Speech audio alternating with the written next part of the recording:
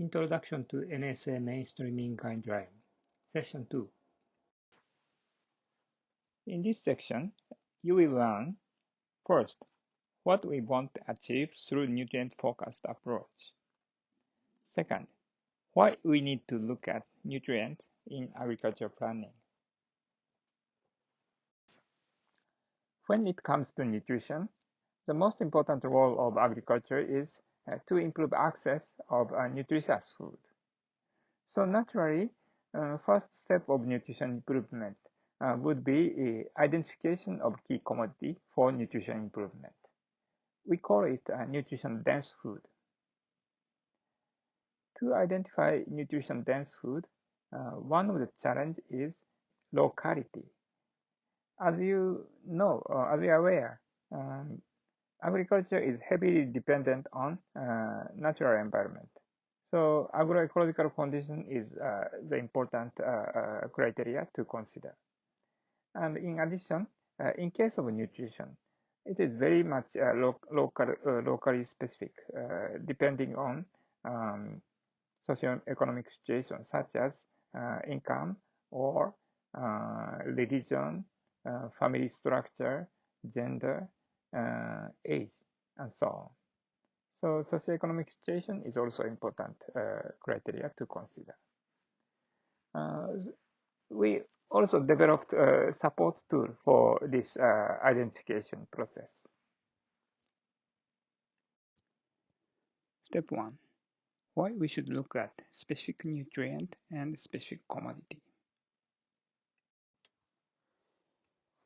This is a fundamental concept for everybody who is working on undernutrition. This framework is proposed by UNICEF. When there is undernutrition, there are two major causes called direct cause. One is about dietary intake. The other one is about disease. When you have you don't have enough nutritious food, of course you will get undernutrition. And when you have a disease such as malaria or diarrhea, worm infestation, you will again lose nutrition. And importantly, these two issues are interrelated. If you don't have enough food, then you tend to get disease. If you have disease, you will lose key nutrient, and also digestion ability will become weak. So these two issues are intercorrelated and make it worse. So we have to work on these two issues at one time. And when we take action for these two direct causes, there are three key areas of action.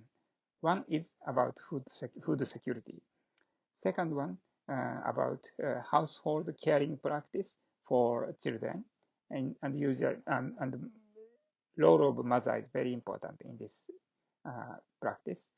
And lastly, access to health service, and also healthy environmental condition, household environmental condition, including water access or hygienic toilet.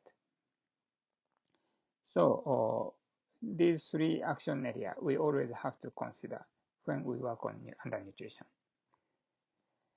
And for us from agricultural sector, obviously the most important area which agriculture can contribute is food security. Yes, but before taking action, there is one important question for agriculture sector. To improve food security, what commodity we should focus on? That is a key question.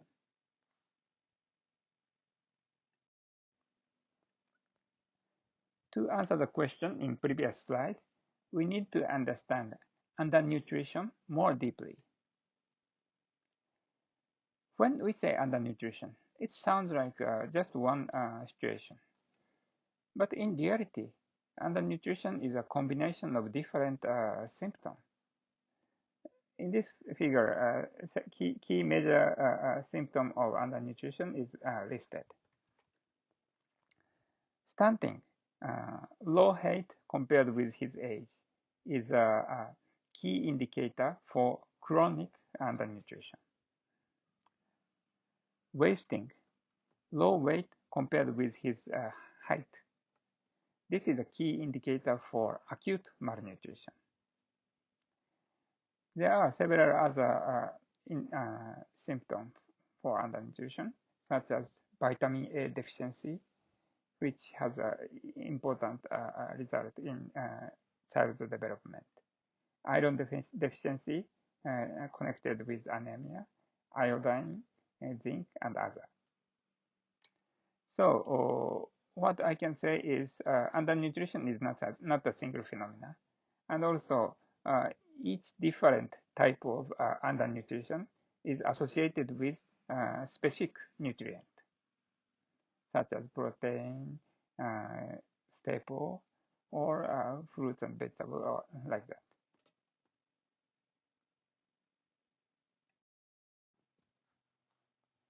Now we come back to undernutrition framework with slight modification. In this example, it states anemia instead of generic undernutrition.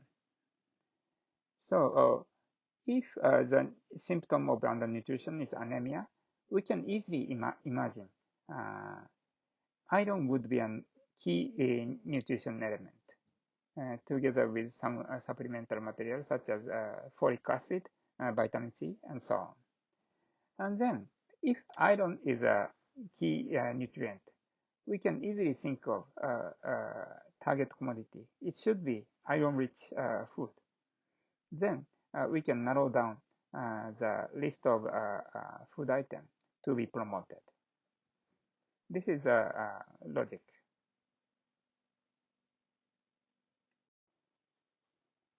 Now we understand by breaking down undernutrition into single symptom, we can discuss about more concrete intervention from agriculture. Then we will face one important question. What is a key nutrient to reduce stunting? When we search for literature, there could be many causes for stunting. So we cannot definitely say some single nutrient can solve stunting issue. No, but at least we can say there is high potential to reduce stunting when we look at protein. This graph illustrates the relationship between protein supply and stunting reduction. Y-axis is stunting rate by country, ranges from around 60% as maximum and lowest around 10%. For the protein supply, this data is got from FAO database from 86 countries, and the unit is gram per capita per day. So how much gram of protein each country supply by average. So it ranges from less than around 10 gram per day up to 100 gram per day. So what we can notice is there is very strong correlation between average protein supply and stunting.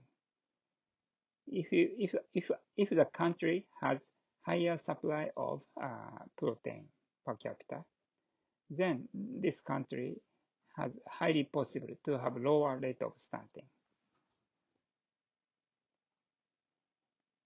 So this is one reason, and also we can logically think protein could contribute to human development because of course as we know, protein is one of the most important composition of human body. There is another reason for agricultural sector to focus on protein. When we think of other type of nutrient such as iron, vitamin A, iodine, there is already intervention to improve this type of nutrition through supplementation or food fortification.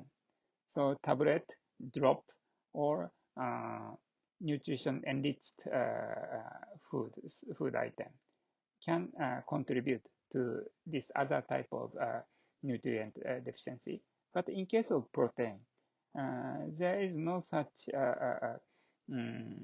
intervention to supplement protein through tablet or other type of medical approach. So definitely, this is the area which agriculture can contribute.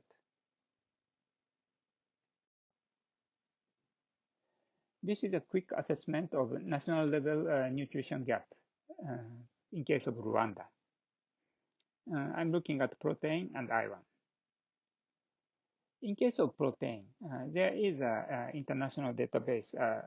From FAOstat, we can get national level average protein supply per capita per day. According to FAOstat, Rwanda population get around 55 grams of protein every day. And this red dotted line indicates recommended protein intake rate for healthy life.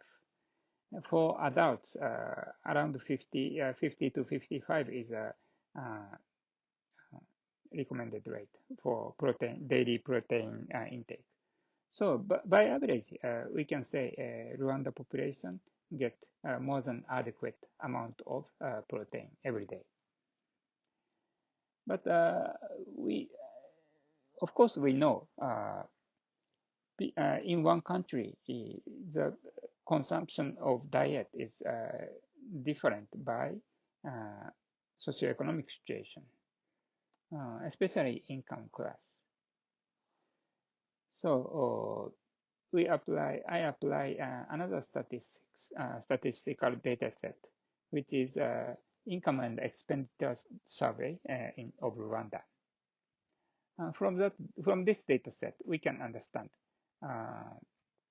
how much amount each household pay for food budget by a different food category. And this data set is clustered by income class from Q1 to Q5, Q1 poorest and Q5 richest. And based on this data, I disaggregated national average into each income class. And this is a result. And now we can see there is a big gap of protein supply by income class. From Q1 to Q3, there is a gap in protein supply. And Q4 and Q5 is in the same safe level of protein supply. So we have to work on this protein gap we identified. This is a case of iron. The situation is more serious. By national average, it's already deficient. And from quintile 1 to quintile 4, there is a big gap. So we have to work on this gap.